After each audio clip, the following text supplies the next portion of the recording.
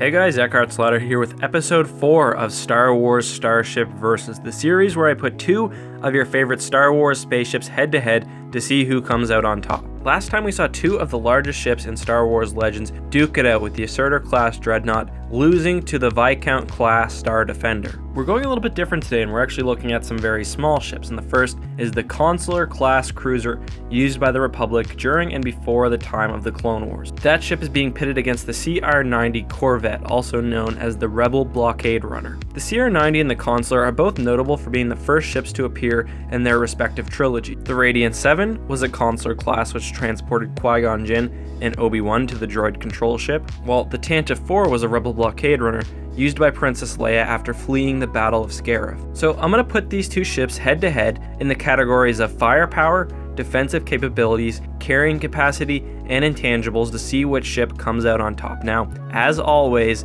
even if a ship wins 2 or even 3 categories, doesn't necessarily mean that it wins the day, because I'm going to be evaluating the ships overall. I've only got a couple of rules here, and the first is that this is a one-on-one battle, so no backup, and the ships can only take with them what they usually have on board. Also, these ships are presumed to be captained by equally competent officers, so there shouldn't be any difference whether it's Captain Antilles or someone else at the helms of the ship. Alright, so let's first look at the weaponry of these 2 ships, and we'll look first at the Consular class cruiser. Now, as the name would suggest, most Consular cruisers actually had no weapons. The one that Qui-Gon and Obi-Wan went on actually had one hidden blaster, but that's it. However, thankfully for this matchup, many Consular ships were actually retrofitted for the Clone Wars. And actually these ships were very well armed. They had 5 double turbo lasers, 2 on each side of the ship and 1 on top, as well as a laser turret on the front of the ship. For a ship that was only 138 meters long, this is relatively impressive. However, the CR90 Corvette wasn't any slouch either. It was a similar length at 126 meters, with a total of 6 turbo lasers, 1 double turbo laser on the top, 1 on the bottom,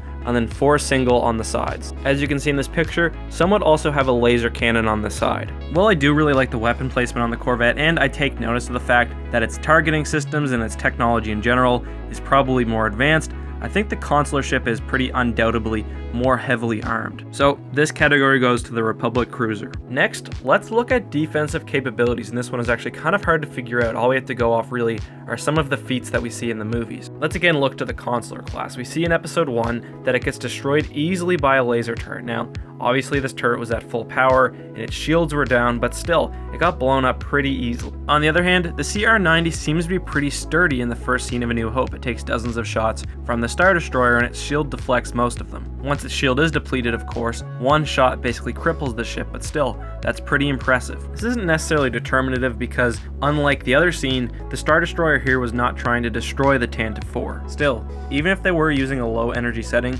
the weapons on a Star Destroyer are insanely powerful, so I find it to be a pretty impressive feat that the Tantive IV managed to take a few shots without being destroyed. For that reason, I give this category to the Rebel ship. Alright, so this third category is fighter support. How many fighters can these 2 ships carry into battle? Now, given the size of these ships, neither is really designed to carry fighters, and although the CR90 could, on occasion, attach A-wings to the sides of the ship, I've got no evidence to suggest that was a normal practice. So I'm going to mark this category as a tie, and in this battle, there will be no backup fighters for either side. Alright, so let's now look at the intangibles, and this one again is kind of tough because while we kind of have an idea of how these ships would generally operate, it's hard to really know the specifics. Interestingly, we know that both of these ships, despite their intended diplomatic use, became an important part of both the Rebel and the Republic navies. One thing that is different though is that the Rebels seem to take the CR90 as it existed and use it as a battleship. Like, they made no major changes, no retrofits. Well, on the other hand, the Consular class was heavily changed, heavily upgraded for its use in the Clone War. I think we should also keep in mind the difference between the Rebel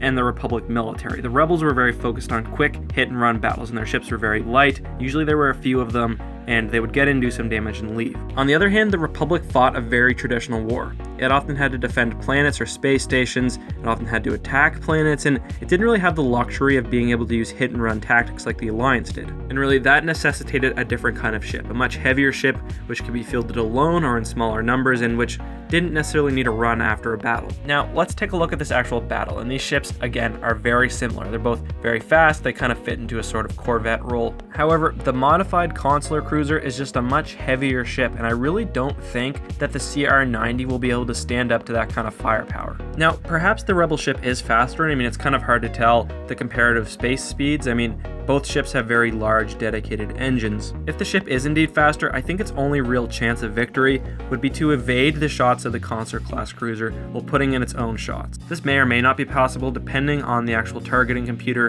and the technology used by the Consular class cruiser, but I think that this conversation is moot because I don't think the ship is that much faster. Remember, this was supposed to be the prequel's version of the CR90, so they're intended to be pretty similar. All that being said, I give this battle to the retrofitted Consular class cruiser, and I think it wins about 7 times out of 10. And you know what, I think I even downplayed how effective this ship would be because I based its durability feats on its pre-retrofit version. And in the Clone Wars, we see that this ship can actually even be effective in a frontline battle. So that's the matchup, and I know some people might have actually wanted to see the Tantive IV versus the Radiant 7, but I really don't think that that's a fair matchup because the Consular as it existed before its retrofit really had no weapons, and that battle would go to the CR90 10 times out of 10. I will also say that if the CR90 was lucky enough to have its A-wings attached, then I think it could probably take the day. Anyways guys, thank you so much for watching. If you got this far, let me know which of the 2 ships you prefer the most. Also, of course, make sure you put your suggestion for next video's matchup, and if you see one that you like, give it a thumbs up because I'm going to be taking the top rated comment